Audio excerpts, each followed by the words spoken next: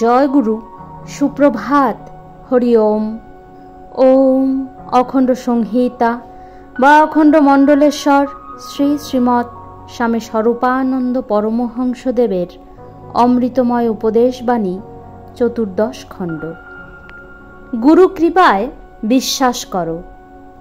উপদেশ 10 জায়গাতে নয়, একটি স্থানে যা পেয়েছ সকল দ্বিধা দ্বন্দ্ব পরিহার করে তাতেই লেগে থাকো। এই যে নিষ্ঠা, তাই তোমার সকল কল্যাণের মূল স্বরূপ হবে। গুরু যে মহামন্ত্র দিয়েছেন, নির্বিচারে তাতে লগ্ন হতে হবে। মনে সংশয় এলে শানিত কৃপানে তাকে তৎক্ষণাৎ ধ্বংস করতে হবে। নিঃসংশয় হয়ে পূর্ণ বিশ্বাস নিয়ে আমৃত্যু গুরুবাক্য অনুসরণ করবে।